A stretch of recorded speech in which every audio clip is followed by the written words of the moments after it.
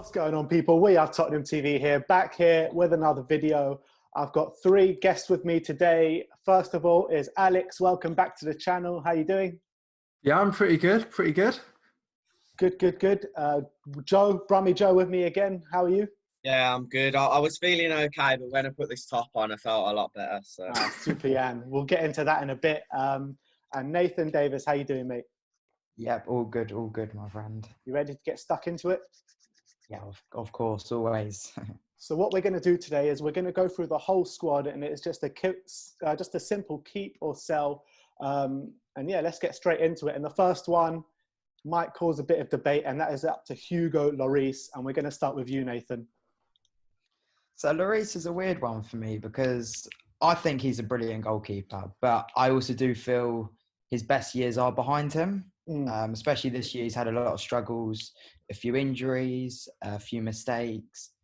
I do trust him, but I'm 50-50 on it. It's a weird one because I do think that we can get a young goalkeeper that can prove their worth. But I think if we do keep him, he's a World Cup winner. He's been at the club for over 7 years now. So I think it wouldn't be a bad thing to keep him, but I think we should look at the market because he has made mistakes, unfortunately, in the last year or so.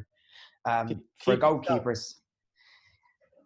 I'm stuck. I think sell, just because I think the time's right to sell him. Yeah. If the replacements are there, if there's no one you can get that you feel is better than him, or you feel that can be better than him, then he's still got a good few years left in him. But so for now, I'll say keep, but it's one to definitely keep an eye on.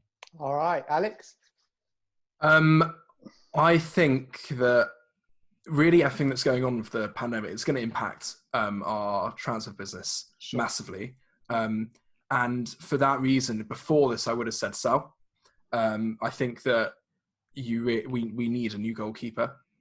Definitely by next season, we need one. But because of everything that's going on, I think our priorities are going to lie elsewhere. And for that reason, I think it's actually a stay for me because, as Nathan said, he is a World Cup winner. He's won the biggest prize in football. He's got a ton of experience, and he is our club captain. That leadership. He's got our leadership there. But is he warranted to still be the club captain? That's the point. I think so. I think that obviously Harry Kane is the next natural successor. You would assume, but I don't really like the idea of stripping, especially someone as long serving as Lloris, to the clubs he has been, of the captaincy, like midway through his Spurs tenure. I'm not really on board with that. But I just think that priorities this summer have to lie elsewhere. Next summer, 100%, I think we have to get a new goalkeeper in, 100%. But I think this summer, our focus should be elsewhere. And do you not think, though, his captaincy should have been stripped when the whole drink driving thing happened? Anyone can jump in there as well. Nah, I mean, people make mistakes. I think that was just one where he was having problems at home, clearly, or whatnot. But for me, that wasn't like a thing that should have been brought over to his job and the team. I feel like that was just a problem that's sort of been dealt with now, and I don't think that should have happened there. Probably should have got stripped of the captaincy more for, I don't know where Nathan's gone. I mean, Nathan's there, but I don't know where Joe's gone. I'm here. I'm back. Oh. Sorry about that. You're right there. I think the captain's armband could have been stripped from him after the drink driving. I think as a role model and a captain, especially when you captain your country as well, you've got to take responsibility. And I'm not saying he didn't take responsibility for his actions, but you can't do that. You've got to be showing an example to the other players. What kind of example is that setting when you're drink driving? I mean, that's... Thing is, though... Oh, sorry, finish. Sorry. No, go on. Go on. I think that if you look at what happened with Granit Xhaka and Arsenal, and see that was more of a breakup with the fans and more of something that happened on the pitch, and that is why he was eventually stripped of the captaincy. So I think that I can see arguments for and against stripping, but because it was something that happened off the pitch and something which seemed to have got resolved, within the club, and I think he should still be our captain. He should have been punished more for having the drinks with Giroud. Never mind starting driving. Yeah. But Joe, Hugo. Yeah, exactly. Joe, who are you going for? Sell or keep? Keep, I think. I mean, I agree with Alex when you said our priorities in terms of selling lie elsewhere. We've got bigger priorities at the moment. And the only thing I don't agree with is I don't even think next year is the thing. He's been so loyal to us over the years. There was a period where we wanted him to stay and there were rumours about him leaving, and he stayed, and he was like, London is white and things like that. So the future is white, he said. So for me, I feel like if we're going to buy in the summer, our priorities are going to lie elsewhere. I mean, he's made a few mistakes. Let's not doubt that. But I think he's still got something left in him that's worth us keeping him for. And he's still world class on his day. So I think a keep for me. For me personally, I would keep him, but I would also sign another keeper to replace him, because I don't think he should be the one in goal every single game. I think that, especially as a club captain, I don't think... Well, like an FA Cup keeper. Something like that, yeah. Like what Vorm is for us, basically, or Gazzaniga. But yeah. I think him as a captain, I don't think he fits as a captain anymore. And I think what put the nail in the coffin for me was the comments he made. I think it was before the Champions League final or after the Champions League final, saying Tottenham are not a club. We're not made to be in Champions League finals. Like, what sort of club captain says that? Surely we need a new club captain there. It was immediately after. Poch would have drilled that into him, because he seemed like he was explaining to the players, this is a once in a lifetime thing for a club like Spurs, which it was a good way of putting it, because it is like very unlikely for a team like Spurs. But I feel like that would have been something Poch would have drilled into him at the time. Yeah, but you don't come out in the press and say that. You keep that kind of stuff in-house, you know what I mean? Fair, good point. But anyway, let's move on to Paulo Gazzaniga. I'm sure we can swiftly move through this one. Just a quick keep or sell. Start with Joe.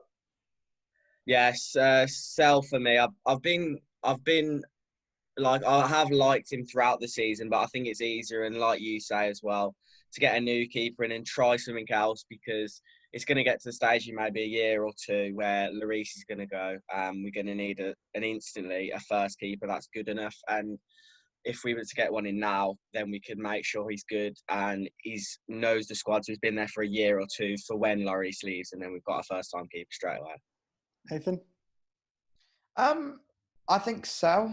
I think for the fact that I always looked at Burnley a few years ago, and they had 3 goalkeepers. It was like Joe Hart, Tom Heaton, and Nick Pope all at the same time. Yeah. I think 3 decent goalkeepers that kind of pushed each other. Gazzaniga has shown signs in certain games. Like I look back at the Wolves game, the save he made from Saïs's header. But then you look at moments like Chelsea, just utter reckless. And I think we need someone who's going to push whoever's the first goalkeeper to another level, keep them on their toes. I just feel like Lloris can make mistakes and he will still be in the team next week, because the pack behind him just aren't good enough. Yeah. So for me, it's nothing personal to him, but I think as a football club, we need to sell him. And hopefully aim for someone who's either a bit younger or someone who's at a good age that can push our first goalkeeper to the next level, essentially. Yeah, in terms of Gazzaniga, I think when he first came in this season, when Hugo first went out injured, everyone was like, oh yeah, great goalkeeper. He started performing really well. But then these old mistakes started creeping back into his game, and the old rut started creeping back into his game. And I think everyone kind of accepts he's not good enough for a keeper at all. What do you reckon, Alex?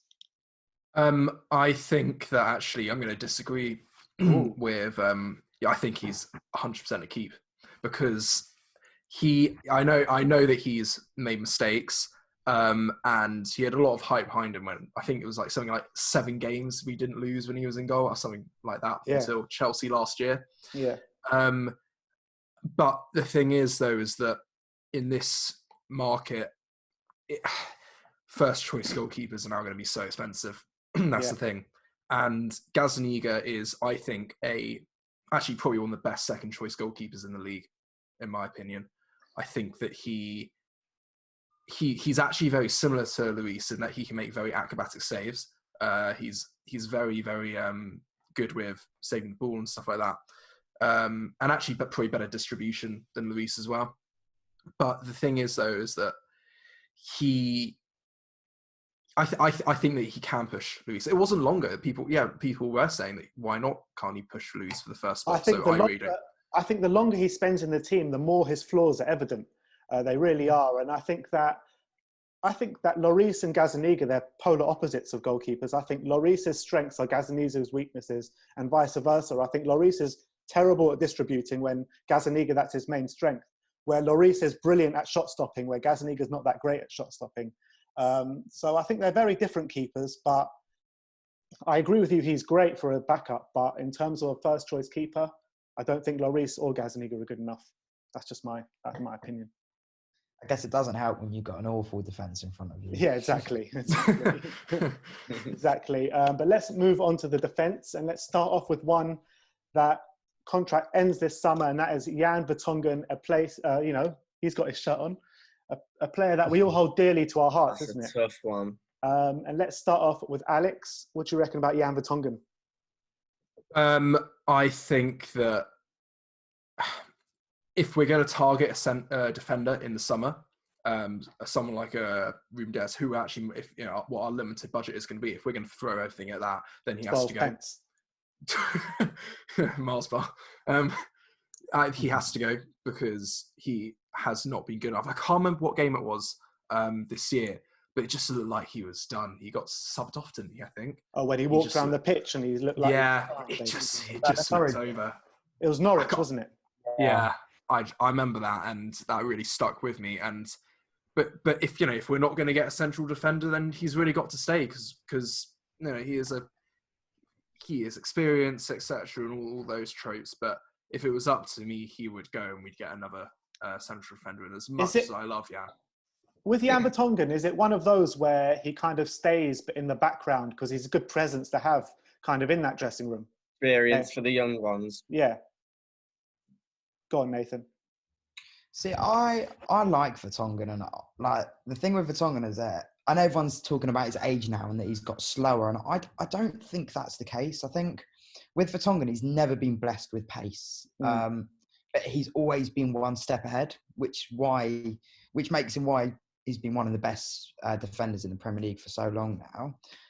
I think it's a problem with our defence overall, and the fact that we don't have the pace in the fullback area, he's now kind of getting exposed more than he ever has before. I think especially with the whole pandemic and the fact that our transfer budget is going to be limited, would it make sense for Spurs to give him another 2-year contract rather than not spending 45 million on a centre-back? For me, that sounds like the more likely option. Vertonghen's a go. I mean, everyone loves Vertonghen. I think whether he stays, because he can also put a shift in at left-back. He's so versatile. For me, it's a keep. I love Vertonghen, and I think whilst he can still play at a top level, I think it's other areas around him that need strengthening that will up his game again. I think if we can get fast fullbacks in, I think we'll see the best of him again. I have no doubt about that. So that's a sell from Alex, a keep from Nathan. Go on. I'm going to say, I don't want it, but I'm going to say sell. So we've obviously got Sanchez, Alderweireld, Vertonghen, and they're the sort of main three. And in terms of experienced ones, it's Alderweireld and Vertonghen. And Alderweireld definitely had the best last year, the best of form, even though his weren't even great as well. Sanchez was good as well. So for me, out of those three, he was the least. He was the weakest. So although what he means to me, and the memories I've seen him give to the club are great, and I don't want him to leave. But in terms of what Spurs as a club have to do, he definitely, for me, he's the one that I think would make sense because he's been here for a long time now, and I think he's just on the other end of it now. He's on the back end of his career, and especially at Spurs. Yeah, I mean, that's 2 sells and 1 keep. I would love to say keep, I really would, but I can't warrant it. I think this season he's had has been poor, albeit I think he's been let down a lot by the kind of cover from the midfield because that's been non-existent whatsoever. Absolutely non-existent. But in terms of I would give him a 1-year extension, but that's it, the max, I think. I wouldn't give him 2 years. I think 2 years is a bit too much. Just for his presence in the dressing room, I think he's just a brilliant, experienced head to have in there. So for me, I would keep just for 1 more year, give him that 1-year extension. But let's move on to his partner, that is Toby Alderweireld. And let's start with Sam. Alex, sorry. For Alderweireld, it's got to be a keep. We signed him up till 2023. So I don't think there's a chance that he's going to go. And if he did go, it would be a big fee for him, which I don't think a lot of clubs would put in this time. I can't see a big fee being spent on him. No one would spend 25 million on him last year. Exactly. That was shocking last summer that no one wanted. I think Roma got the closest of 20 million, wasn't it? Something like that, 15. Yeah. So it has to be a keep. You know, he is. He's made mistakes. I think that's Brighton away this year. I think he made 1 or 2 errors. Southampton away, he got sold down the river. Oh. Exactly. But you can't. That's not how football works. You can't just chuck away your entire defence in one summer. You've got to phase it out. And I think he's got a few years left in him, which we've signed him up for. So keep for me. Do you think he's also one that's been kind of let down by the cover from the midfield? His form has really suffered because of it, or do you reckon he's just aging? I think that he, after he got injured a couple of seasons ago, he was quite poor for a while, but then really, really grew back into the team after a while. And I think that you can see how our squad's degraded over time, especially in the midfield area, has affected him in that way. And yet you're right, it is that lack of a proper defensive midfielder that has impacted form. 31 for a defender isn't actually that bad, really. You see a lot of older defenders that keep playing, and so I do think it is a lot to do with our midfield. And also, when you think about it, it's no coincidence that prime Jan and Toby had a Wanyama and Dembele in front of them. You know what I mean? Yeah. So let's move on to you, Nathan. What do you reckon about Toby? Toby's, I mean, their hands are kind of tied there. He has to stay. They've just signed him up to a new contract. Yeah.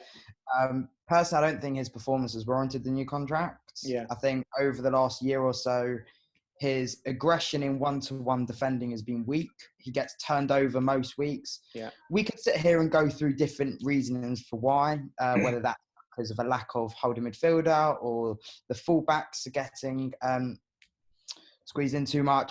There's so many different reasons for why.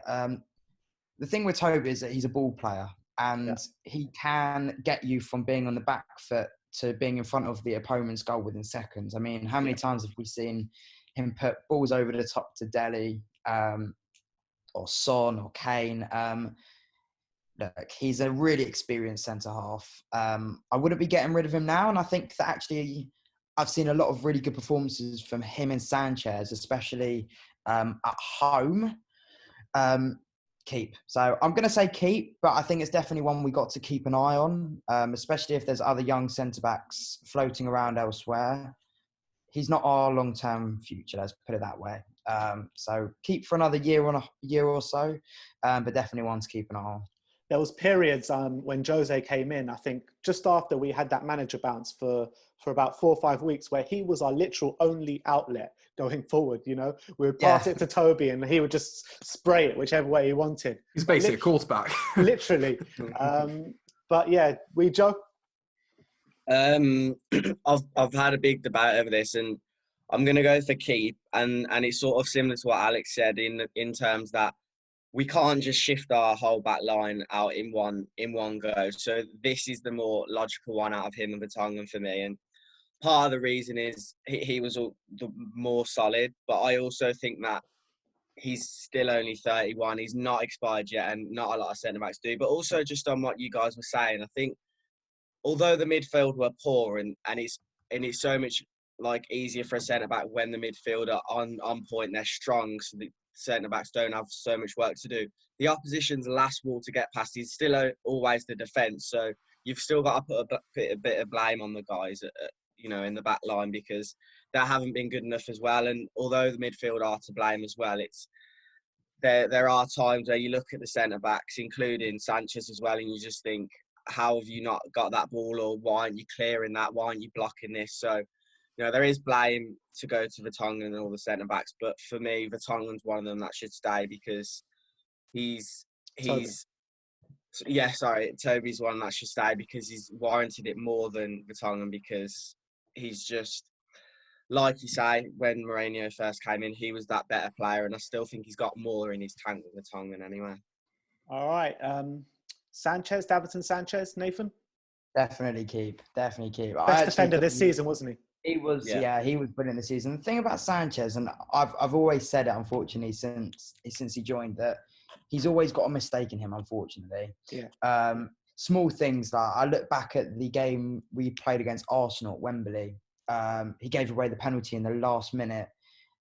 They weren't going anywhere. Like, small things like that does obviously really frustrate people, but I think his performances last season, he really stood up and he made himself counted, especially among all the players. I think when you've got players like Alderweireld, Vertonghen, who haven't shown their strengths, you kind of want to see in that team someone who's going to put their head in front of a ball, put their body on the line. And I think he's done that. He's still so young, got so much to learn. But if you kind of go back to Mourinho's comments when he was at Ajax, I remember Mourinho saying that United targeted him in the Champions League. Yeah. But Mourinho has stuck with him the whole time over any of the centre-backs. Don't think he has much choice, though. I know he probably doesn't have much choice, but you've still got Jan Vertonghen and Alderweireld who have been that he has stopped that partnership from going ahead, whether they've been good or not. I think he's clearly shown training in matches that actually, he is one to be counted on. So for me, it's 100% keep. You also got to remember when Jose made those comments about Davinson, he must have been around 19 years old or something. He must have been very, very young. So, he was playing in a Europa League final with Ajax when he was about 18, 19 years old. So for me, I think it's a keep. I think he's been our best defender this year. I, for one, have been one for bashing in Davinson Sanchez over the years, because I think that he has all the qualities to be one of the top centre-backs in the world, but I don't know, it's just sometimes he's a bit lazy or lethargic or has a few brain farts here and there. But I think he did get better this season. One to keep. Alex?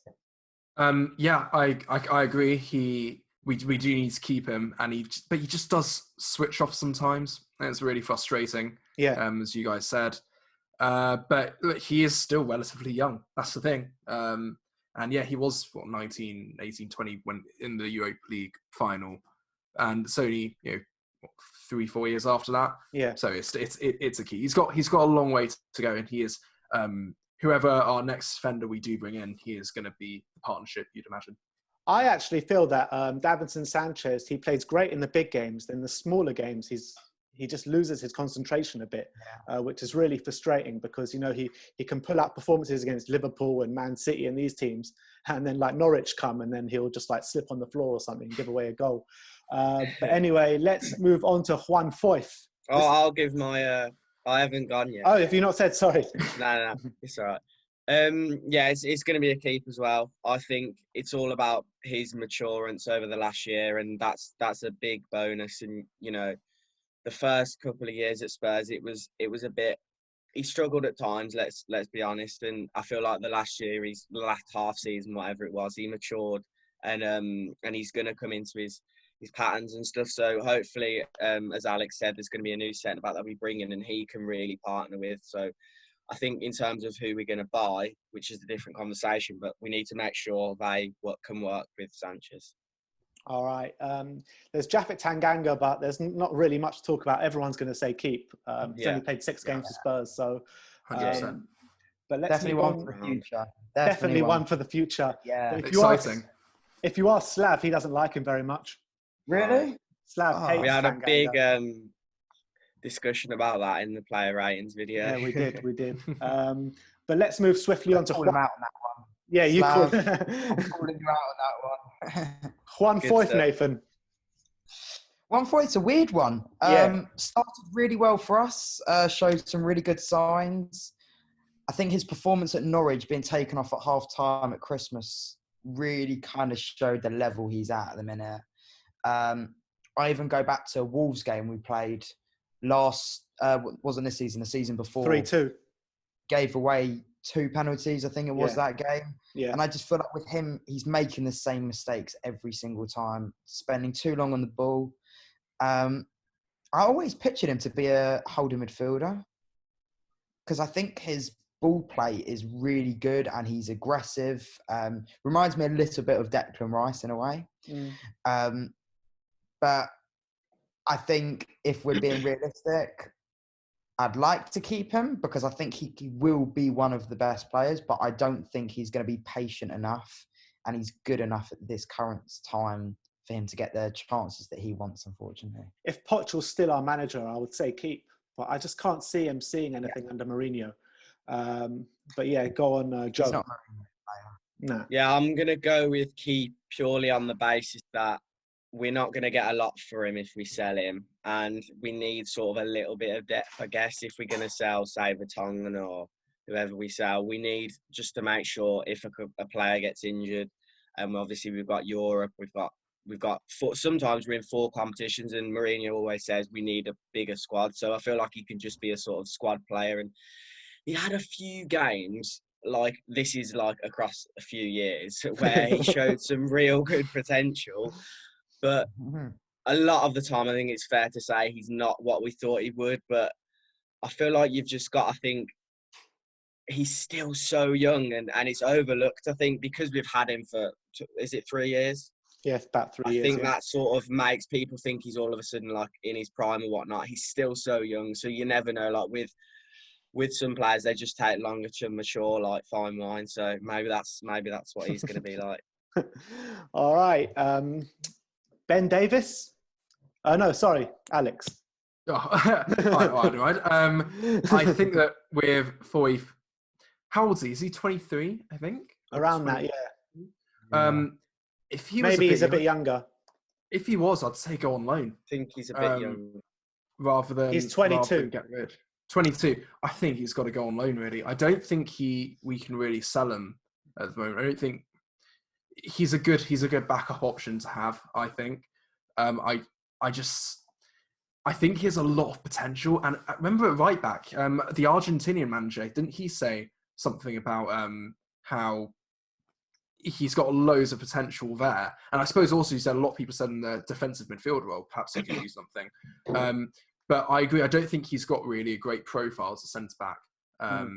Makes a lot of errors. But I do think he actually just needs a lot of game time. And so I'd say if you can shift him out on loan for a period of time, then go with that. All right. Ben Davis, we'll stick with you, Alex.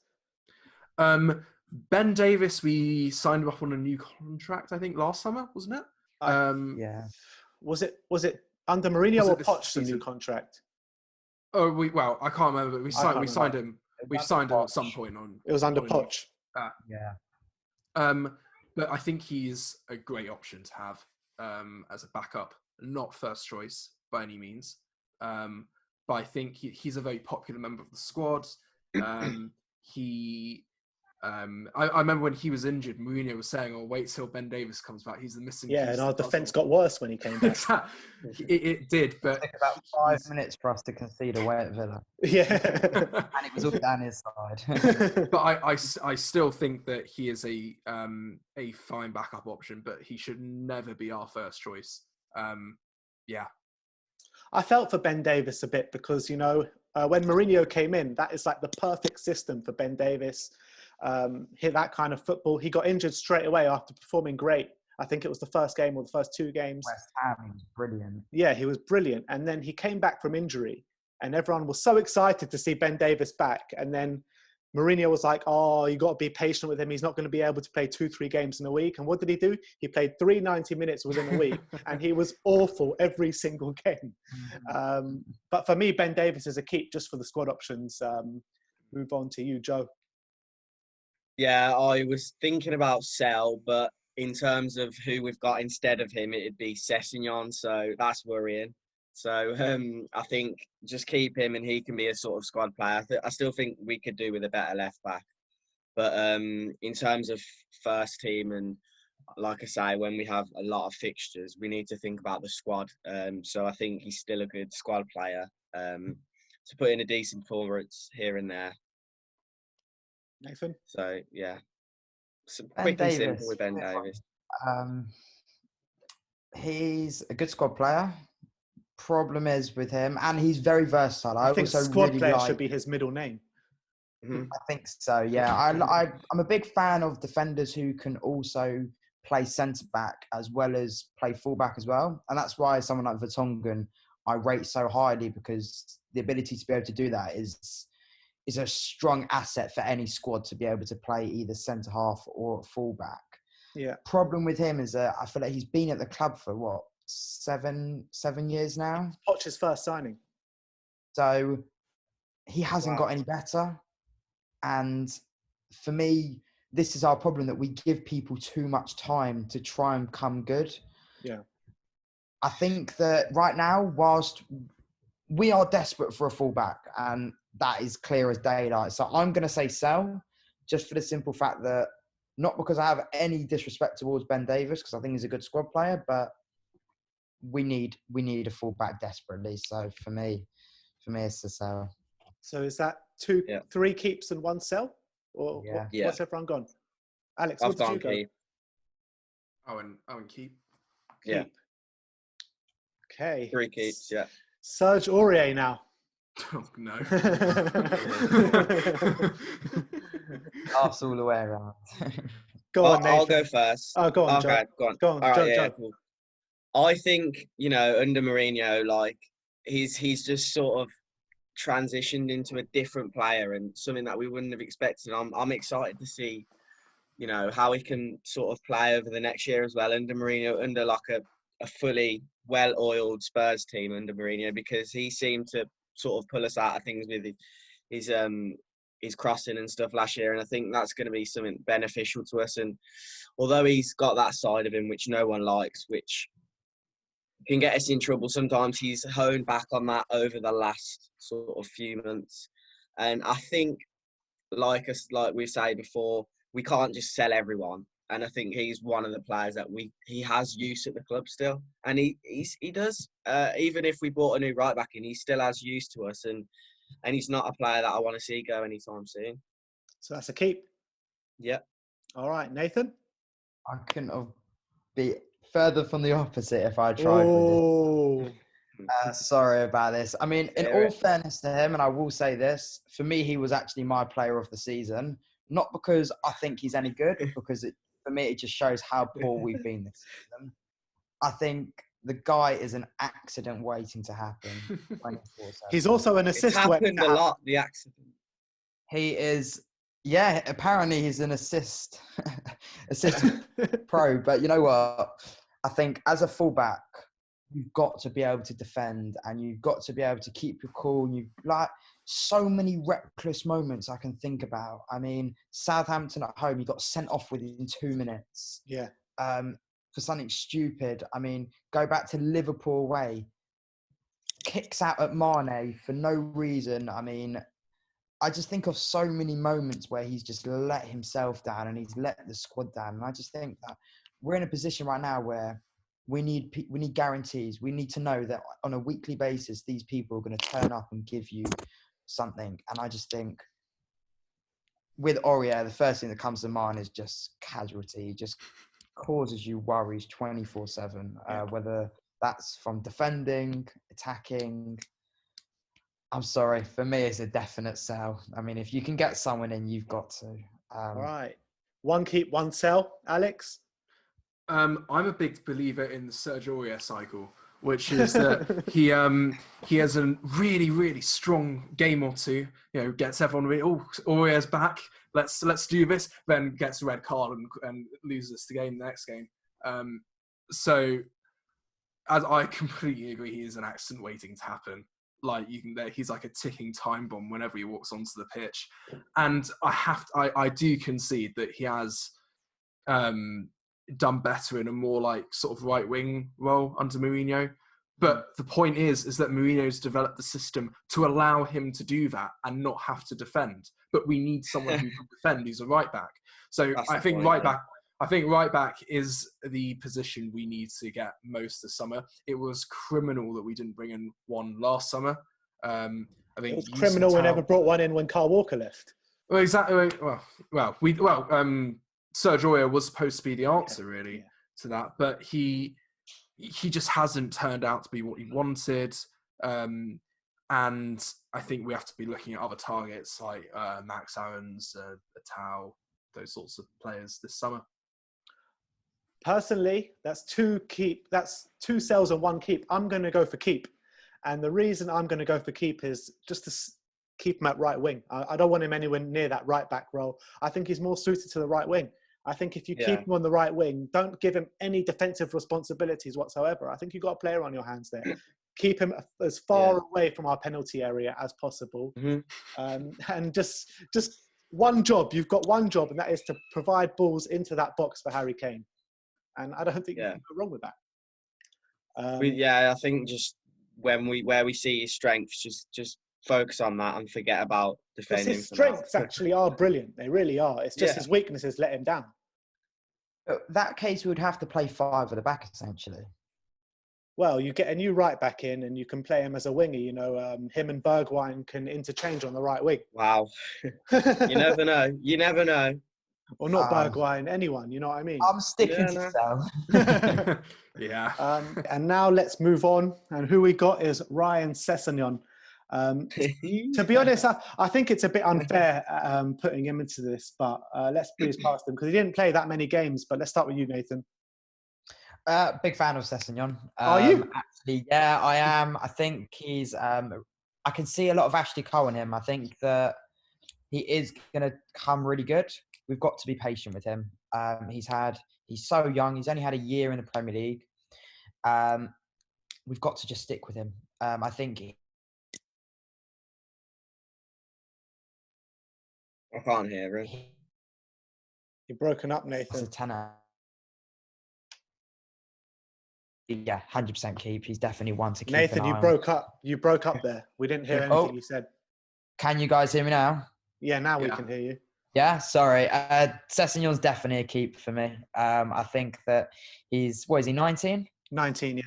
19. I mean, yeah, he's shown quality. I mean, obviously in a Spurs shirt, he hasn't shown us the heights that he can hit. But I look back at the Bayern Munich game. I thought he was brilliant away from home in Munich. He took his goal really well. Yeah, he was good for the first 10, 20 minutes. But so were the whole squad were good for the first 10, 15 minutes. So in all fairness, I think when we can get him on the left, he can put a great delivery in. So when we got someone like Harry Kane, I do believe that Sessegnon's definitely one to keep. He wasn't one that I expected us to just come in first season and set the world alight. I think it could take a few seasons, but it's definitely one worth to keep patient with. Alex? Has to be a keep. Yeah, we made a investment in him. We wanted him for a few years, I think. And we got our man, and yeah, he hasn't really done that much this season, but he hasn't played as much as you said. So he's got a lot more to offer. But I think it's just really, we got to find out, where is his future? Is it a left back or is it a left wing? And I think for us, I think for us personally, we really need him at left back right now, especially since we're short in that area. But I'm not sure. I think only really he knows really what he wants to do in the future. So we should really need to make sure we nail down what his position is going to be. All right, Joe? Yeah, I'll keep it short and sweet. I think we should keep him. Not yet play him in the big games, sort of ease him in. He's still not found his patterns and his form, which is clear to see. Once he finds his position, I'm sure Jose Mourinho will give him more time. So, keep for me. All right. Yeah, I agree with you there. So keeps all round. And now this is going to be one that could cause a few arguments. Or to be honest, probably not, because we're all going to say sell. But this is Eric Dyer. And we're going to start with you, Joe. Yeah. Because I know you love Eric Dyer. Yeah. I mean, the best moment for me was the West Ham goal. And after that, it's just, nah. For me, it's going to be no, I'm joking. For me, it's a sell. And he's had some decent games under Mourinho. Burnley probably the best from what I'm thinking. but he shouldn't have even started to come back in the squad again. I know we've had, a very thin squad over the last few months of the half season, but he should never have been there. And I think Mourinho he's always wanted to sort of play with him and manage him. So that might have been why he was back in the squad, but I don't see what he really adds to it. I think he's weak in so many areas, and he tries to do things that he can't sometimes, and I feel like he's just not that player for us, and he's not I don't know, I don't look at him and think he's Spurs, and he's just not the one for me. I'm sorry about that, but yeah. Alex? We're basically paying him a wage to be Dele Alli's best mate, really. I just why didn't we sell him a few years ago to United? Like, oh my goodness. Like, seriously. At the time, it would have hurt because they're our rivals, but come to think of it, it wouldn't have been that big of a deal. Could have got 50 million. Was it? It's like, oh my goodness. I just think that Mourinho really likes him, and that is one of my issues with Mourinho this season. Even though he hasn't really had the squad that he thought he was going to have because of injuries, I think the reliance on Eric Dyer, he's just not good. And obviously, there's been a bit of debate: is he a defensive midfielder or is he a centre back? But even, do you remember Liverpool 2 years ago? Was it? I mean, yeah. Oh my goodness, he's just, we need a new midfielder and centre back. So he's got to go. And I think a lot of Premier League teams would take him, to be honest, because especially low down the pyramid, I think he could be actually really, really good. Like I think anyone out of the top 6 would take him. Yeah, exactly. Nathan? Yeah. I think kind of going back to Alex's comments and about Mourinho and him, I think that Mourinho fell in love with Eric Dyer from 4 years ago. Don't ever meet your heroes. This is one. I think it's. You're not wrong. I doubt Dyer's one of Mourinho's heroes, but I'm with you on that statement. It's just kind of one of those things. I think he's come to Spurs and he's kind of gone, you're not the player you used to be. And he's just had to rely on him because of the lack of squad we've got. Yeah. I think he played centre-half against Norwich and against Burnley. Norwich in the FA Cup, and he played against Burnley in the league. And I think he showed signs of putting his body on the line and a lot of leadership skills. But his football ability, it only gets you so far. And I think his footballing ability has just kind of gone a bit out the window.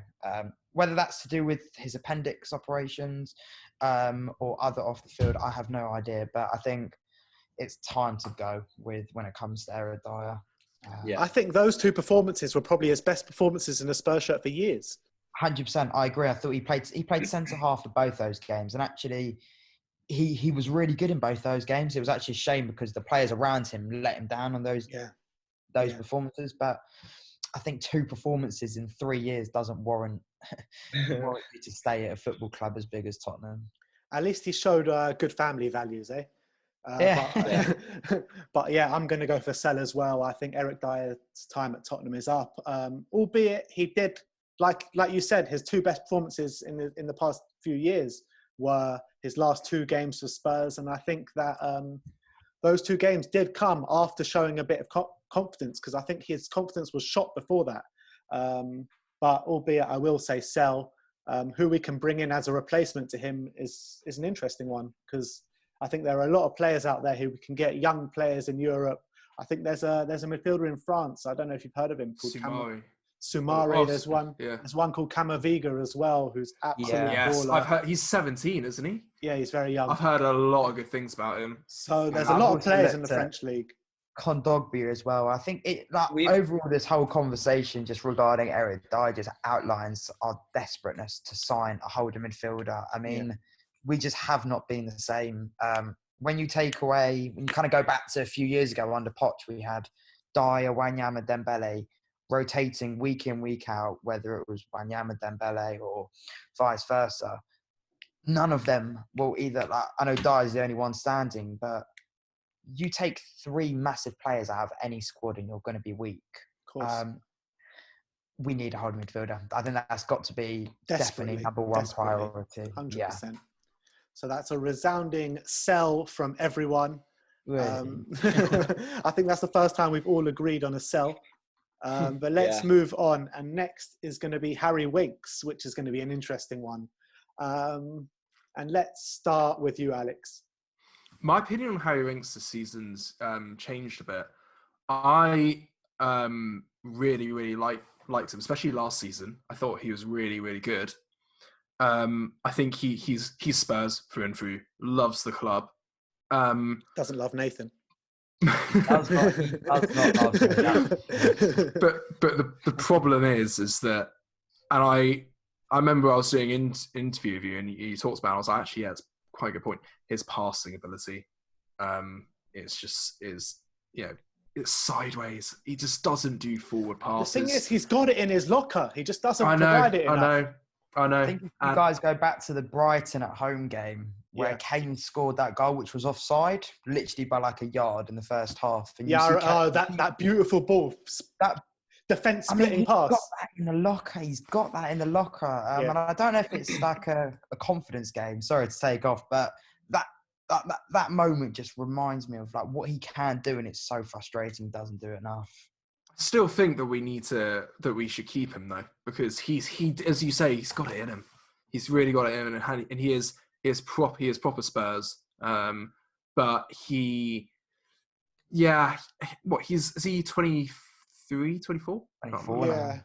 Yeah. So he's getting there, isn't he? To the age where you really start to really expecting him to really be performing to his best in his prime. I think it's another 2 years for him, 2 seasons you got to give him to really, really see. And if he doesn't when he's 26, whatever, then you can sell him, and you'd actually probably get quite a decent fee for him. All right, so that's a keep from Alex. Joe? I think definitely a keep, and I don't know what it is with him, but it's almost like with Son, like for me anyway. I'm not sure about you guys, but I just love him. And I don't know what it is. He's just Spurs. He's a good guy, and I know that's not like what you look for in a player, but when he does perform, it's just one of those where you just can't not love him. And I think he's definitely got some things in his locker that we've missed over the last season, but he's also showed that over the last season.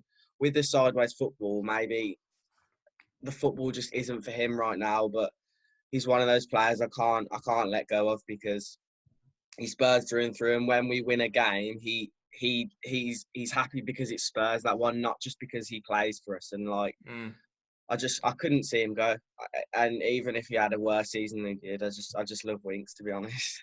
I feel that since Mourinho's come, it's added a bit of aggression to his game, and I think he's a bit more of that horrible bastard in the centre mid that we need, but it's just not enough. I think for me, Winks... he needs to add more. For me, Winks is a squad player at best at the moment, and I think he really needs to improve his game week in, week out, because everyone knows he can put in a brilliant performance, but he's never consistent. He needs to be putting those performances week in, week out, and it just doesn't happen. For me, it's a keep, but he's running on a fine line for me. What about you, Nathan? For me, Winks is a keep, but I have a lot of... even after he snubbed you? Yeah, even after he snubbed me. But Winks is a keep for me just because of our lack of options in the midfield. For me, when people talk about the fact he's Spurs, look, I appreciate that, and I know that that's obviously a big thing, but I think quality's got to come with it as well. Of course. When you think of top midfielders, you think of someone that's going to take the game by the scruff of the neck. You think of midfielders that have the ability to change a game through one pass, aggression in the midfield, and I just feel like at times he just looks lost. He looks like a lost puppy, and I don't know if that's because he hasn't had a midfield partner who has been a secure two-man midfield partnership where they've got that trust between each other. I don't know if it's due to that. I think he's a really tidy player, but 2-yard passes can only get you so far. And I know obviously that England, like Gareth Southgate loves him. I think he scored a goal for England a few months ago, which showed everything he can do, where he picked up the ball in the middle of the park. He played a 1-2, continued his run and finished it beautifully. But we don't see that enough from him. And I just feel like he plays it too simple because he's worried to make a mistake. And I appreciate that. I think, look, for me, I'm not going to drag on. It's a keep, but he needs to up his game if he wants to be in the starting 11 every week. Still better than Guendouzi. Yeah, 100%. just being a Spurs fan doesn't do it enough for me.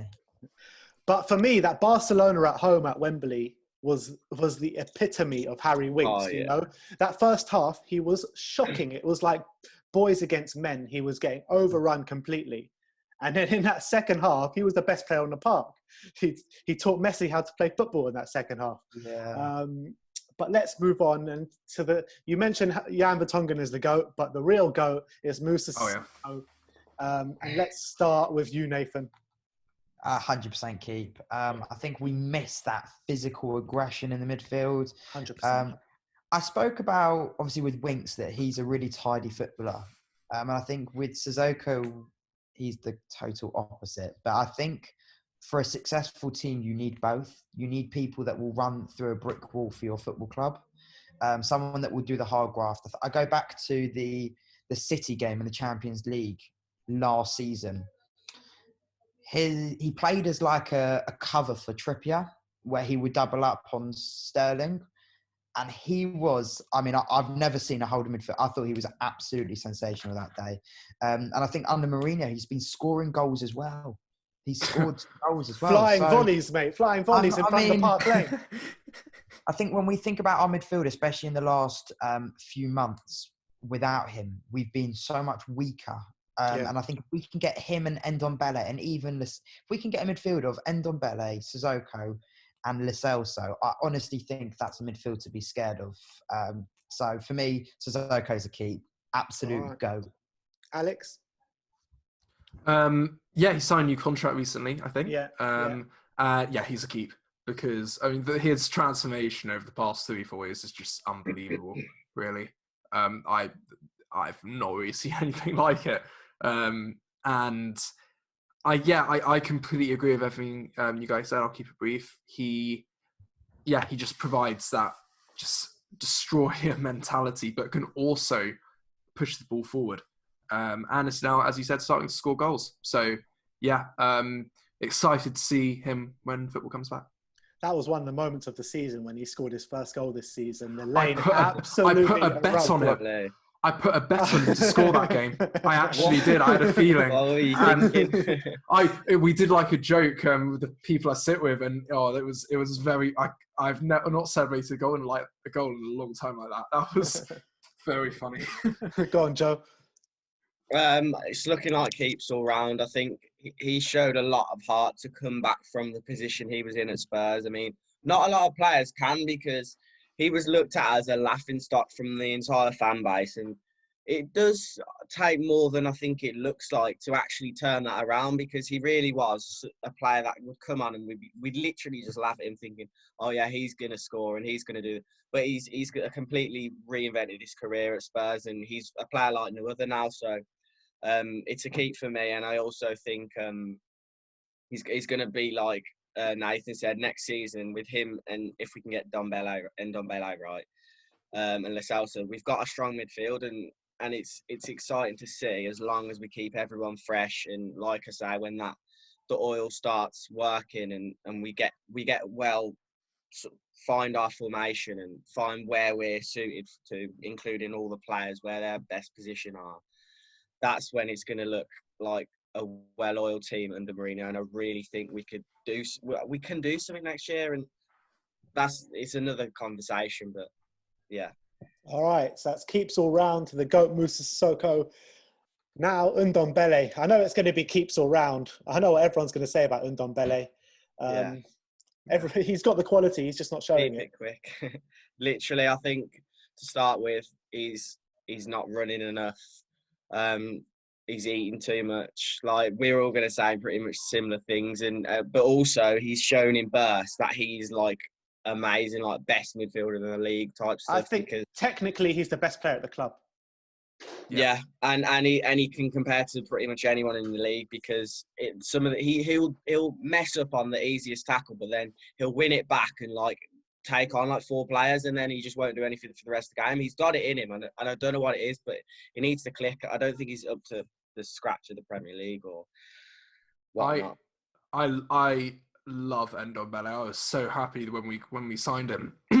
But alarm bells did start going off, especially the latter end of the season for me, because he's just so inconsistent in his performances.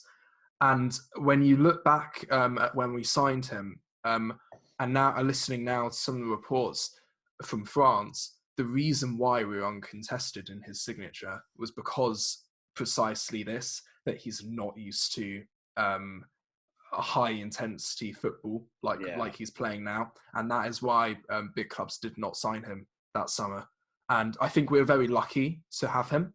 I think it's one season where there's been a change in manager, a massive change at the club, and I think that Mourinho, judging by the stunt he pulled a week or so ago about breaking the social distancing rules, precisely to make him feel included in the squad, I think Mourinho knows he has a player on his hands. But I also think he is very well aware, Mourinho, of what happened with Paul Pogba and how the relationship broke down with that. And I do not think that he wants that to happen again. So he is making a big effort, and it's really good to see. So I think Ndombele, top quality player, who I think can go on to be world class. Nathan? Definitely keep. I think the club invested a lot of money into him. He reminds me of Adel Taarabt. I don't know if that's a good thing or a bad thing. The reason I kind of compare the two is because both have amazing ability. Their ability can only get you so far in the game. And I think, one of my friends told me, who watches a lot of French football, that his consistency was a problem at Lyon. And the reason why we ended up signing him and Barcelona never ended up signing him is because, quite frankly, his inconsistency showed throughout the season. I think he's got bags of potential. I think the fact that Sissoko, his best mate, is kind of like the whole getting used to living in London, learning new culture, learning new language can obviously have a huge impact. The pace of the game from France to England is a totally different level. We've seen that with many players in the past, not just from Spurs. But I think Mourinho is showing him that hard love, which kind of tells you that he knows he's got a player there and he's trying to get the best out of him. We've got to keep him. They've invested a lot of money into him. And look, it could be a case of switch and everything will just click. We've got to give him another season. I think it's going to be down to him how much he wants it, how much he wants to succeed at Spurs, how much he wants to make a name for himself in the Premier League. That's all going to come down to him. I think Spurs will give him all the conditions possible to make that happen, but it's going to be ultimately down to him whether he wants to make that step up. Yeah, when we first signed him, we were speaking to a Lyon channel and they were saying that he's an absolutely brilliant player, one of the most technically gifted players they've ever seen. But he fails to get himself motivated for the smaller games, which rang alarm bells straight away. And you can see that. Especially for the Premier League, because I know you were talking about the transition be difficult, but the Premier League's a league where you can't just only play well against top six sides because the teams the lower end of the table it's such a competitive league. They're all up for it, Yeah. Now let's move on to Ollie Skip, which is an interesting one. I know no one's going to say sell Ollie Skip, but let's say, who do we think has better potential, Ollie Skip or Harry Winks? Winks. Yeah. Is Winks really potential talk now, though? He should be at the age where he's performing a bit better, to be fair, even though I love him. Or do you think Ollie Skip can be better than Harry Winks? That's the question. Well, he's younger, so I guess he's got more to unlock in his career. I think, I'd say that. I'd say Skip's, in terms of potential over the next 3 years, I think he could turn out a better player, but we haven't seen an awful lot of him yet. That Norwich game really surprised me because I thought he was absolutely brilliant in that game. That was the first game I've seen Ollie Skip play a good game. Yeah, I know. Nathan? He was brilliant, but thing is, I also watched, I don't know if you ever saw the video of the Holland under-17 players speaking about him in the dressing room. Yeah, I saw that, yeah. I think that's a massive credit to him. They were speaking about him like they were about Frankie de Jong. which I'm sure they all look up to in Holland as the midfielder to be. So it's kind of like hear those kind of comparisons from another national team is obviously a massive credit to him. He played against Norwich, and I thought he was excellent that day. I think it was right at the end of extra time, while all the other players were on their knees. You saw him winning the ball in the middle of the park, driving through the midfield, and I think he can show lots of potential. But then he started the game away at Burnley and was really, really, really poor. Pulled off at half time. Yeah, I think with Skip, it's one we've got to be patient with. But I know, speaking to a lot of people at the club, that he's very rated at the club. So it's definitely one they're gonna keep and hope that he can go to the next level essentially. All right, I'll finish off with you, Alex. I think that he's very young, but he needs a loan. I think because he needs a consistent run of games, and I don't think he's at the level yet. In Premier League football, it's actually very difficult to make concessions for very young players who obviously aren't there yet to come into your team, because a manager is under so much pressure, has to be winning every game. That's the expectation, really. So I think he just needs a loan further down the pyramid, really. And I think he is good enough to attract that attention if he is put on the shopping window. Let's stay with you, Alex, and we're going to talk about Jensen Fernandez. Do you think he's shown anything so far that we would keep him, or do you think that jury's still out and you've got to wait for him to have that extra season, that last season in his loan? You've got to. I think it was great business bringing him in, and I think he's shown glimpses of what he can do. Hasn't fully convinced me, but I think that would be a very, very difficult job to do in the time that he's had. So, look, an 18-month loan deal is great. We get a whole another year to look at him, and although if he could turn out to just be a really, really good squad player, which is actually fine if we can lower that fee for him. I think that he's got we'll just see what happens next season. Nathan? I really like him. I actually really like Jensen Fernandez. I think his ability, I think he's got great ability, and I think he's a good athlete. He's tall, strong, got good touches. The one problem I've had with him this season is his final ball and his decision making. I think he came on against Norwich in the FA Cup.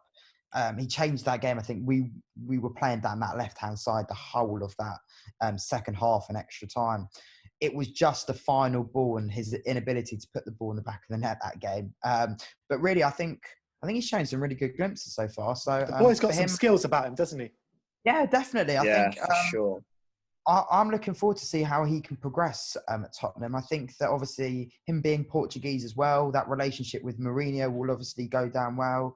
I think he's a good squad player, someone that we can bring on. I remember his first game against Southampton, I think it was, in the FA Cup at St Mary's. Yeah. He got taken off after 60 minutes and we didn't really realise he was even there. And I think since that game, especially at home, I've seen a different side to him, really. I do think it's one we've got to keep an eye on. He looks like he works hard. So it's just a bit about being patient with him now. I think it'll just come to a point where things will click. But he's got. I definitely one I would keep. I'm looking forward to seeing how he can progress at Tottenham. Some of his cameos, he really does take the piss sometimes. Flicks over players through players. I love it. But yeah, what you say to Dele Alli? Yeah, I think it's unfair for anyone to say sell, really. And I think a big... It would be hard to sell him because we don't own him. Exactly. Well, yeah. But I think in terms of the loan anyway, but I think a big part of his next year at Spurs is going to be his relationship with Mourinho, because if he can keep that in good stead and, keep close with him, because I feel like as a young player, if you're close with the manager and obviously he's from the same country, you're going to have that bond with him that he doesn't have with all the players, and that can definitely improve a career drastically. So if he can keep that relationship good with Mourinho and he can get little gems off him here and there, really be inspired from him in a way, I think that could alter his career in a really good way. And as you were saying, he's a skillful player and he looks exciting from what we've seen, but just like other players, we haven't really seen a lot. So it'll be keep, but yeah. All right, it's all about all round. Now, if any of you say sell to this player, that's it. I'm kicking you off the stream. It's And Lo that Celso, I know it already. is Giovanni Lo Yo. Celso. Yo. Yeah, Alex. The one, few positives of this season is Lo Celso. I think that his technical ability is amazing. He seems like he can be a successor, perhaps in a deeper role than Eriksen was. And you're just on the ball. He's so good. He's really entertaining to watch as well. Like he is a reason why it's been a horrible season in many ways, but he is one of the reasons you get really excited. Oh, the Celso starting. Let's see what he can do. And if there's one criticism I'll make of him, it's that he really needs to, and perhaps it's not really his fault just because of what's happened in the squad. He needs to get his numbers up in terms of goals and assists because he hasn't really been doing that. But maybe that is unfair just because of all what's going on around him. But I think it is a bit unfair. I don't think he played too many games for Spurs at the top level. I think he kind of injuries hurt him this season big time. So I think if he has a whole season without injury, I think his numbers will dramatically go up. But the guy is an absolute border and magician. My brother actually thinks he's the best midfielder Spurs have had since Modric. What do you reckon, Nathan? I think I love Lo Celso. I've got to say, he's been the special light this season for Spurs. I think something I admire about him is that obviously he came into Spurs right at the end of the summer as a signing under Pochettino. Yeah. Obviously couldn't get going, picked up a big injury, and then came back, and obviously new manager. I'm sure a lot of things must have been going through his head at the time, but I think his aggression to kind of take things by the scruff of the neck, make sure he was starting week in, week out. I think we're going to see, for me, the most exciting thing I'm looking forward for is when Kane comes back and the link up him and Kane are going to have. Because I think there's been so many times where he's put balls in the box or he's put balls to Aurier or the fullbacks to put crosses in where we just haven't had enough men in the box. Yeah. I think when Kane gets back, just kind of pointing on what you said, Alex, his numbers will go up. You will see that straight away. I think he'll get assists. I think he'll score goals.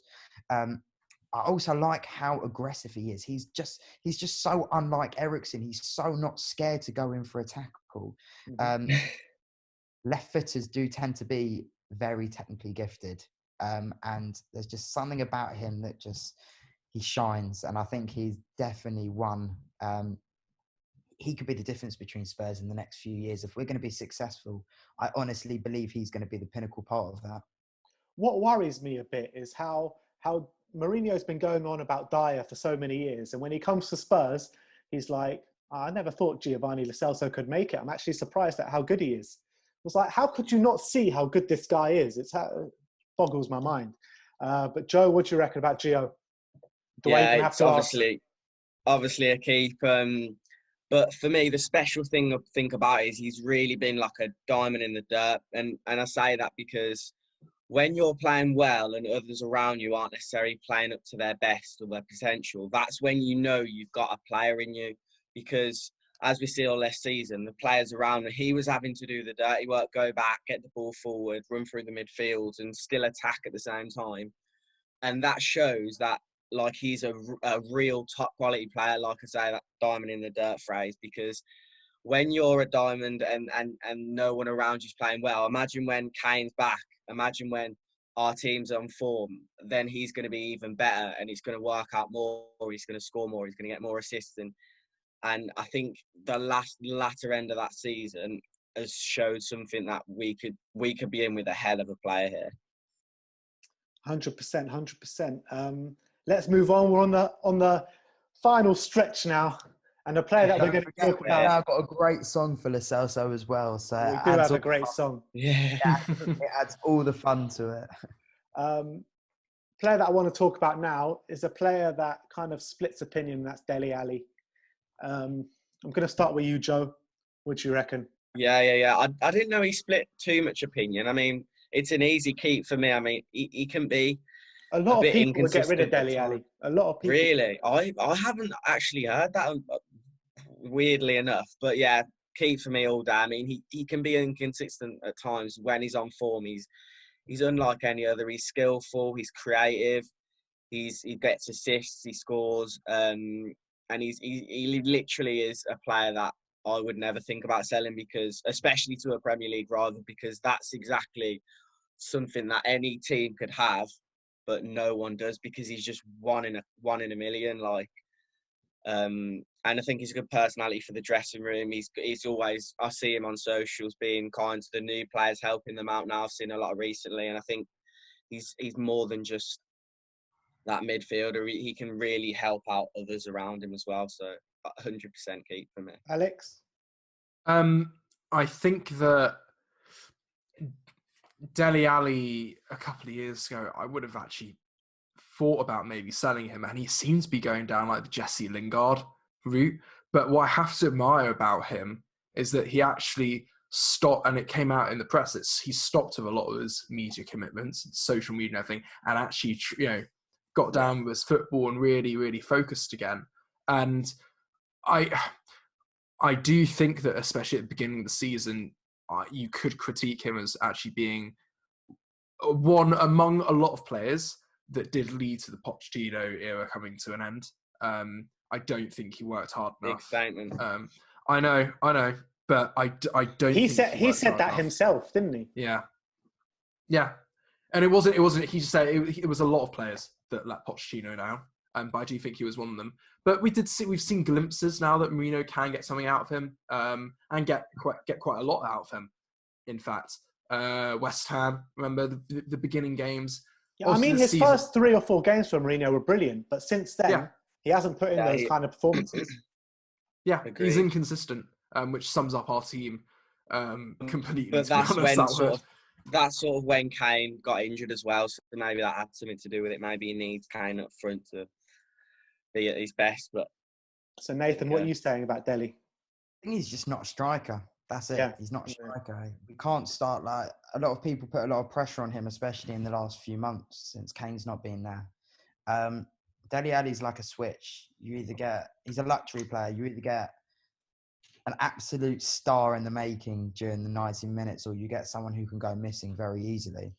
In those games that he goes missing in, can always grab a goal and an assist. I agree, and I think the facts. I think Mourinho being his manager is probably going to make us see the best of him again, because Mourinho is very much play it upfield, get the ball to your forward lines, be aggressive, get the ball on turn, make sure you're in front of goal. And I kind of think that with Dele Alli, he's so strong and he's so clever. And when we've got Kane back, Kane tends to drop a bit deeper sometimes, and people forget that Dele Alli will go beyond the centre halves and make life difficult for people. And we saw that a few times, especially like Toby's balls over the top. I think with Dele Alli, if he can get his head just focused about football and about Tottenham Hotspur, that we will see the best of him again. So for me, Dele Alli's a keep. I think he's a luxury player. So when we do have our front line as we want them to be, I've no doubt that he's going to score goals, get assists, and he gets goals in big games. How many times have we said this? And that's, for a footballer, that's a really difficult thing. So I think he's definitely one that I would keep. All right, so that's keeps all round for Del Boy. Right, and moving on, we have got Eric Lamella. Surely this one's going to split a few opinions. Let's start with you, Nathan. Like Lamella a lot, good squad player, but I think, you can only do nothing for so many years, unfortunately.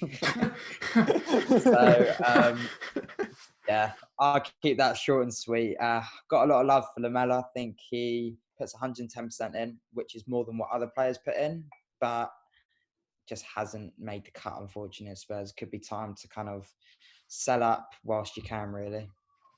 Joe? I will sell, but I don't agree with the nothing. Because I mean, I think if you give 110%, then it's not really doing nothing.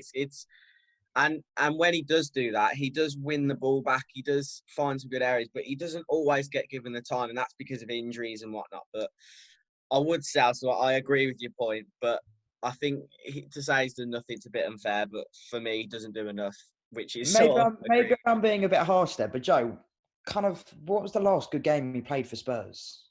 That when he came on against Leipzig in the first leg, we were 1-0 down, and he was sort of the shining light. I think he's had a lot of good games this season.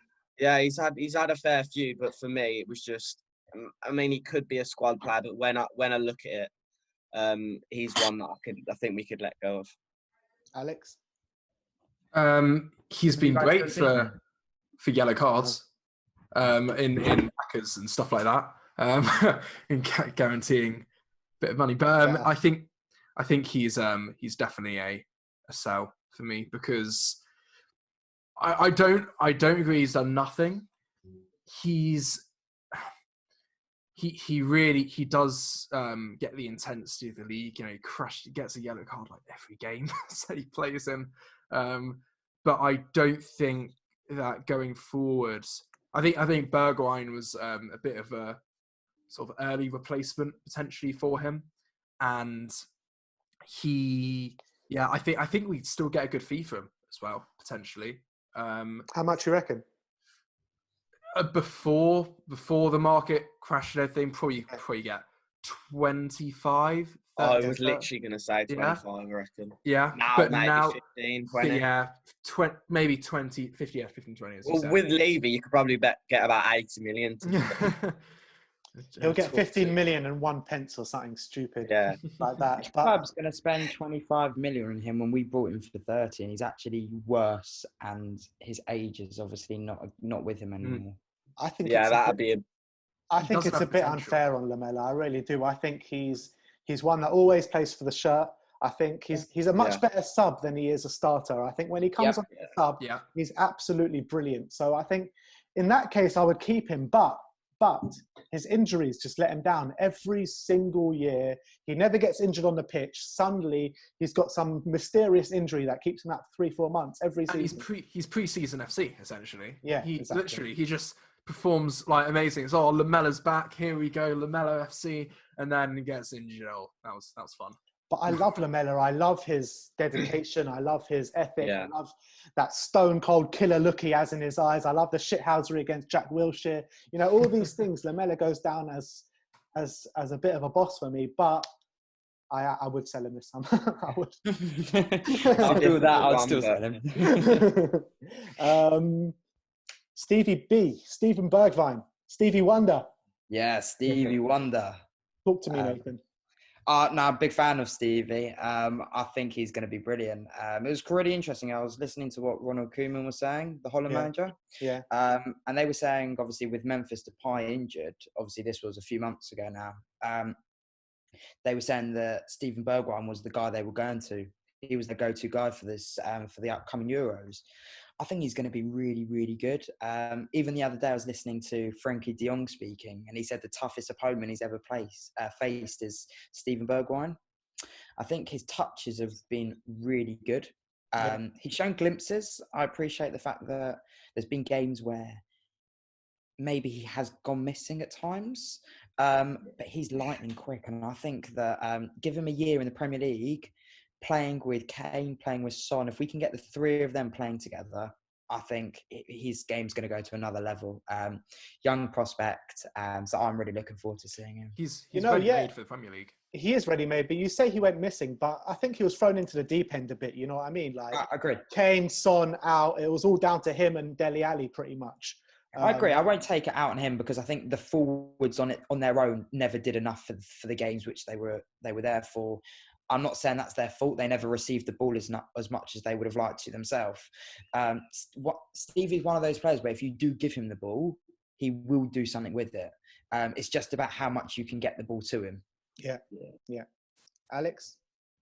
I think how we signed him for that low amount of money, I think it was a brilliant bit of business. A great long-term investment for the club.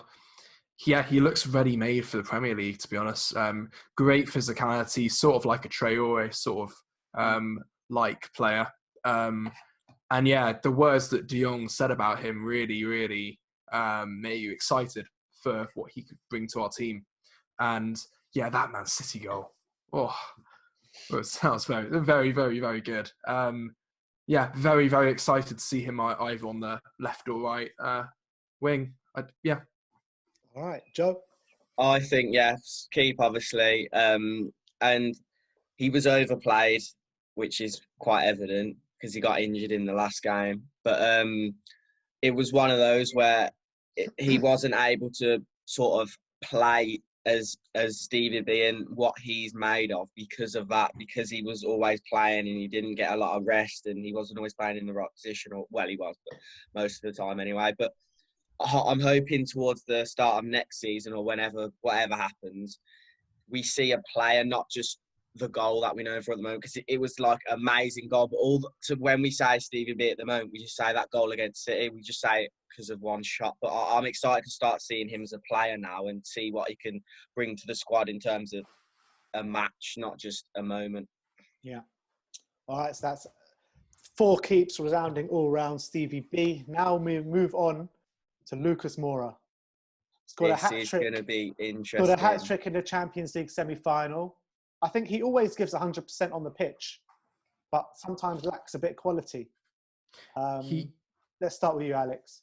He loves Spurs. He really, really loves Spurs. Come on, the Spurs. I was really excited. I was really excited when we signed him a few years back. Yeah. I don't think he has reached his potential with us. Obviously, look, we all know that. I was if we won the Champions League, I was gonna name probably my first son Luca or Lucas or something. Probably like seriously, he. Obviously that was amazing. We no Spurs fan you'll find on the planet will disagree with that. The club owe a lot to him.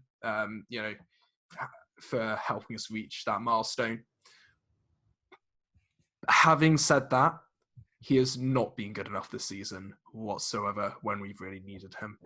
And I think that you can't sell him. I think he's a good squad player, but he is not a player that we need to now keep in the main starting 11 game in, game out. He's not that sort of player. So, yeah, I think that we should keep him, but I think perhaps Bergwijn is the long-term solution to his position. All right, so that's a sell. Joe? I'm still thinking back and forth, and it's him and Lamella who are like, you've got to keep one of them because we need a squad. And obviously I've said sell to Lamella, but if I would have said keep to Lamella, I probably would have said sell to Lucas, because even though he should be at the club for another few years just because of that semi-final performance last year. But you can't always, football isn't like that anymore. And let's be honest, this year he hasn't been anywhere near up to a good enough standard for Tottenham to wear not to wear a shirt. That's a bit harsh, but there's been a lot of games where he's working hard, but he's literally getting nothing out of it. And I feel like he needs to sort of change up his game in some way. I mean, he's not young anymore, so that's how he plays, but there's something wrong with how he was. I know the position's a big factor because he wasn't playing his position a lot of the time, but even when he was, he still wasn't that player. Nathan? So that's 2 sells. Is that right? Lucas Moura wasn't signed. I'll say keep, but I'm really on the fence. Yeah, I'd say keep as well. But he more of a squad player. Okay, Nathan. For me, Lucas Moura was never signed to be a starter. Yeah. That's my personal opinion. I don't know if that's true or not. For me, he was always going to be someone that can come on off the bench of games, can start if we've got injuries. And I think he's done that. I mean, for me, also kind of looking at the back of last season, he scored a hat-trick against Huddersfield. Yeah. He scored a hat-trick against Ajax, obviously in the semi-final. Scored some big goals away at Manchester United. But for me, I haven't been over-impressed with him, and I haven't been under-impressed by him either. I think he's someone I'll definitely keep. He's someone that obviously gives 100% every week. He can get a goal out of nothing. I think you look back at the Wolves game, he scored an absolute screamer away at Wolves from nothing. And yeah, another player that gives 100%. I just think that he offers more in the final third than what Lamella does in terms of goals and assists. the guy wins more headers than anyone else on the football it's pitch. mental, isn't it? And he is the smallest player. He's got some leap on him, doesn't he? He definitely does. And you know what? It's nice to see how happy he is at Spurs and how much he believes in the squad, and that he believes that. I think he's got a really special relationship with Mourinho, because he gives you everything you want in terms of fight, desire, passion, and that's limited in the game these days. So I think for me, Lucas Moura is definitely a key. No, Nathan, I echo those thoughts completely. I think that's spot on about Lucas Moura. I think that the guy obviously has quality. The guy obviously has a big love for Tottenham Hotspur. He shows 100, 110% every game. The only thing that he needs to improve on is his end product for me. Mm-hmm. Yeah. And that's it. We move on to the last two, which is Heung-min Son and Harry Kane. We can talk about them together because no one's selling either of them, are they? Yeah, no. Easy. Definitely keep. Even for 200 mil, nah. Priceless. Is there anything these two need to improve on? There are Kane, two best players, could get injured less. Yeah, I've got one for Son. Go on. His consistency in big games. Yep. And I say that because I am Son's biggest fan. I absolutely love him. He was someone where in his first season, a lot of people actually called for him to go at the end of the season. I remember. He was actually close to leaving, wasn't he? He was very close to leaving. And I actually think it was Pochettino who was the one that stopped him from going, thankfully. I always felt like when he signed, the first game he played for us, he played 2 games in a week. The first one was Karabag at home, and the second one was Crystal Palace at home, both that week. And I think we scored in both games, didn't he? I love everything about him. I think there are games, big games like against Chelsea at home, which he has stepped up, and City at home last season and City away before. He does step up, and I'm not saying he doesn't turn up in big games. I just feel like there's been times where the pressure's been on Spurs, and you know what he's got, and I just feel like sometimes he just doesn't do it on the big occasions. Whereas someone like Kane, consistently, he just scores every game. Like, there's nothing about it. I think Son will produce for you 6 to 8 times out of 10, maybe something like that. I was going to say, to counter what you've said, just for like interesting topic, I guess.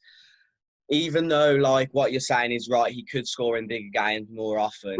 That is literally for him to be like one of the best players in the league and in the world. Like, he is already like an elite player for Spurs, an elite player in the league. But if he was to score in bigger games, then he'd just be like one of the best players in the world. Like, he's so good.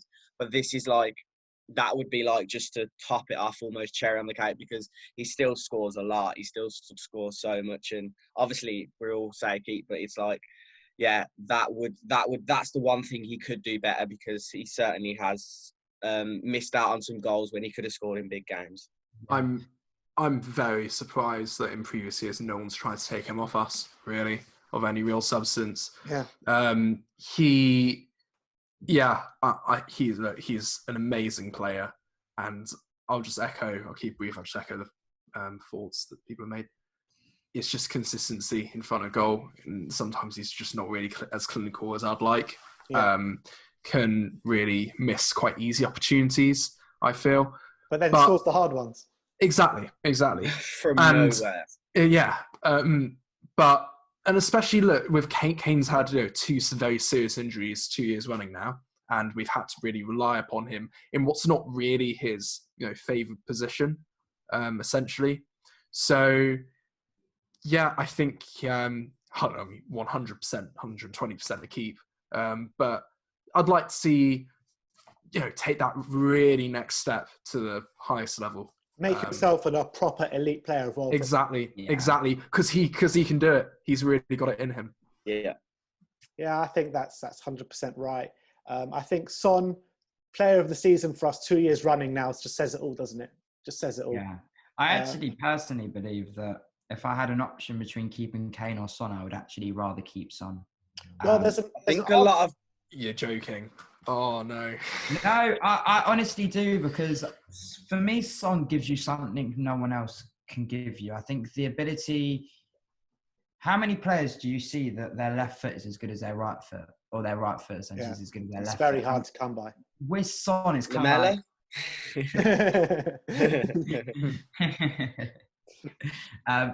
No, I'm not saying anything. I would never say a bad word about Harry Kane, but I mean, for me, Son took Spurs to another level. When we had Nasir Chadli, who scored some big goals for Spurs, and I was a big fan of Chadli because I think he was a good squad player.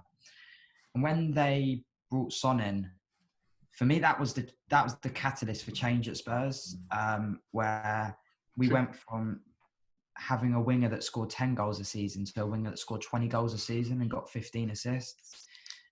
I don't think you can find many players like that. You can always find people that can put the ball in the back of the net. But yeah, but can you find someone that puts the ball in the back of the net as consistent as Harry Kane? And as many times as Harry Kane, you know what I mean? I won't dispute that. Harry Kane scores goals for fun. But for me, like, as a Spurs fan, I love Harry Kane, and obviously I'd be gutted. But I do feel that it would be much harder for us to sign another Son than it would be to sign another Kane. No, I think I get where you're coming from, but there's an argument at the moment around Harry Kane. There's obviously a lot of rumours year on, year out about him going to Man United and stuff like that. Is there an argument to say, would you take 150 to 200 million for Kane and a chance to rebuild that squad? Or would you keep Kane? It's who we replace if there's options available, because we don't want to do what we did with Bale. I know we got like Ericsson out of it or whatever. Yeah, but you would take that Bale situation and learn from it. I personally think this season's been a good, kind of like a good exercise for that question. The reason I say that is because this season, no one's really spoken about Kane because the squad's been so poor. Yeah. I think the fact is that if the squad is poor, Kane cannot score the goals that he has been able to score in the past.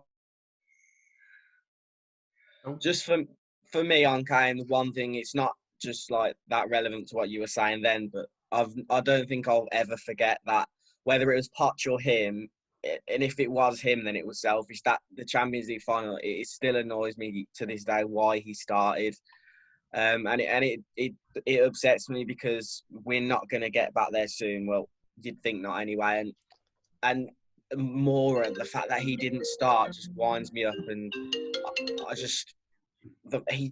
Kane did nothing in that final. It just upsets me. I just sort of wanted to get that off. I think I've never spoke about it on camera. And there's a whole other debate about that. But what I'd say to you is that it's a pointless debate because Moore was also really bad when he came on. Yeah, but why also it's a pointless debate is because you're damned if you do and you're damned if you don't. Exactly.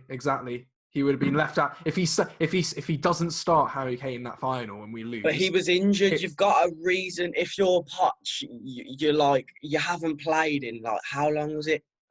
2 months. Even if it was 4 or 5 games, that's still like 3 weeks of no football. Yeah. Moura scored in the semis. He's in form. Like, yeah, but if Moura starts and we lose, everyone's going to be like, oh, how can you not play Harry Kane? Exactly. I personally don't see that as a valid point, though, because the media would have had a field day if they didn't start Harry Kane. But for me, that's not a valid point. The fact that Kane had just come back from an injury is enough for me. I know media, but media have negative things to say about everything all the time anyway, so there's always going to be something, but there we go. I felt like I had to say it. my point with that kind of thing is that I've always said the Nations League was only a few weeks after the Champions League final. Yeah. Gareth Southgate never started Kane in either game. Yeah. That tells you personally everything you need to know about that situation. Yeah, that's true. I'm not disputing the fact that they have got other strikers in Rashford and whatnot. But Kane's their captain. Kane's the main man. I'm sorry, if Kane's fit enough to play, Kane starts. That goes without saying. So I don't think he was fit enough to start the final. And I think he started the final because of his arrogance and the fact that he wanted, at the end of the day, like, no one knows the ins and outs, but I'm pretty sure he's probably got a contract that says if he's fit, he starts every game if he wants to play. He's Harry Kane at the end of the day. So it's one of those where I don't think he was fit enough to play because proven in the weeks later with the National League and whatnot. But it's not our call to make, is it? So. All right. Well, there you have it. Thank you very much, guys, for coming on. Big thanks to Nathan, Joe, Alex. Hopefully we'll see you back on here soon. Hope you enjoyed. Great being on. Great. Let me know in the comment section below if you agree with us about keeping or selling any of the players that we've mentioned. Like, subscribe, and comment. And as always, come on, you Spurs. Come on, you Spurs. Come on, you Spurs.